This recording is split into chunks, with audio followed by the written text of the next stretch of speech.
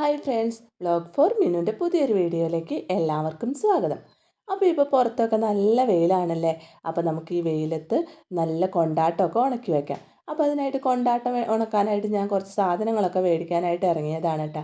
അപ്പോൾ ഞാനിവിടെ മേടിച്ചത് മുളകും കൈപ്പയ്ക്കയും പിന്നെ പയറുമാണ് കേട്ടോ. ഇനി നമുക്കതൊക്കെ നല്ലോണം കഴുകിയെടുക്കണം. അപ്പോൾ ആദ്യം തന്നെ ഞാൻ മുളക് ഒരു വലിയ പാത്രത്തിലേക്ക് ഇട്ട് കൊടുത്തിട്ടുണ്ട് കേട്ടോ. ഇനി ഞാൻ നല്ലോണം കഴുകിയെടുത്തിട്ട് വരാം. അപ്പോൾ മുളകൊക്കെ നല്ലോണം കഴുകിയെടുത്തിട്ട് വന്നിട്ടുണ്ട്. ഇനി അതിനൊന്ന് കീറി കൊടുക്കണം കേട്ടോ. കീറി ഇങ്ങനെ മൊത്തത്തിൽ അങ്ങനെ കീറി എടുക്കരുത്, വെറുതെ ഒന്ന് വരഞ്ഞു കൊടുക്കണം. അങ്ങനെ എല്ലാ മുളകും നമുക്ക് കീറിയെടുക്കാം. മുളകൊക്കെ അങ്ങനെ കീറിയെടുത്തതിന് ശേഷം ഒന്ന് വെയിലത്തിട്ടിട്ടുണ്ട് കേട്ടോ. ഇനി വൈകുന്നേരം ആകുമ്പോൾ അത് നമുക്ക് തൈരിലിടണം. അപ്പോൾ അതിനായിട്ട് ഞാൻ തൈര് എടുത്തിട്ടുണ്ട്. തൈരിലേക്ക് കുറച്ച് ഉപ്പും ചേർത്ത് മിക്സ് ചെയ്ത് മുളക് ചേർത്ത് കൊടുത്തു കേട്ടോ. മുളക് ചേർത്ത് നല്ലോണം ഒന്ന് മിക്സ് ചെയ്തെടുത്തു. ആ തൈര് മുളകിൻ്റെ എല്ലാ ഭാഗത്തേക്കും എത്താൻ പാകത്തിന് നല്ലോണം ഒന്ന് മിക്സ് ചെയ്തെടുത്തു കേട്ടോ. ഇനി നമുക്കിത് രാത്രി ഫുള്ളായിട്ട് ആ തൈരിൽ തന്നെ ഇട്ട് വയ്ക്കാം. അപ്പോൾ അങ്ങനെ ഞാൻ അവിടെ അത് മൂടി വെച്ചു കേട്ടോ. ഇനി പിറ്റേ ദിവസം രാവിലെ ആകുമ്പോൾ നമുക്കത് ഒക്കെ കോരി ഒരു അരിപ്പ പാത്രത്തിലേക്ക് ഇട്ട് കൊടുക്കാം കേട്ടോ. ആ തൈരൊക്കെ താഴേക്ക് പാത്രത്തിലേക്ക് വരാൻ പാകത്തിന് ഇട്ട് കൊടുക്കാം. അതിന് ശേഷം ആ തൈരൊക്കെ ഒന്ന് ഊർന്നു പോയതിന് ശേഷം വീണ്ടും അത് വെയിലത്തേക്ക് ഇടാം കേട്ടോ. അപ്പോൾ വൈകുന്നേരം ആകുമ്പോൾ അത് വീണ്ടും എടുത്ത് തൈരിലേക്ക് ഇടണം കേട്ടോ. അപ്പോൾ ആ ബാക്കി വന്ന തൈരെടുത്ത് ഫ്രിഡ്ജിലേക്ക് വെച്ച് കൊടുക്കണം, അല്ലെങ്കിൽ അത് ചീത്തയായി പോകും. അങ്ങനെ ആ തൈര് കഴിയും വരെ തൈരിലിട്ട് വെയിലത്തിട്ട് അങ്ങനെ ചെയ്യണം കേട്ടോ. അങ്ങനെ തൈര് കഴിഞ്ഞ് കഴിയുമ്പോൾ മുളക് തന്നെയായിട്ട് നല്ലോണം ഒന്ന് ഉണക്കിയെടുക്കാം. അടുത്ത് ഞാൻ എടുത്തത് പയറാണ് കേട്ടോ.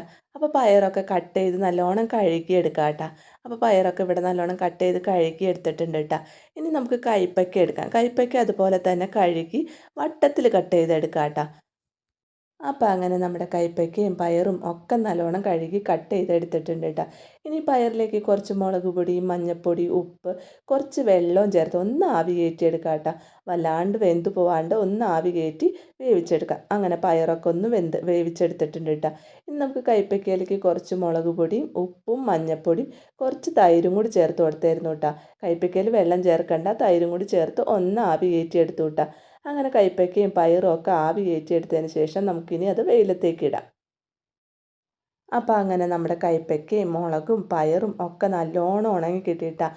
ഒരാഴ്ചയോളം ഞാൻ വെയിലത്തിട്ടിട്ടാണ് കേട്ടോ ഇത് ഉണക്കിയെടുത്തത്.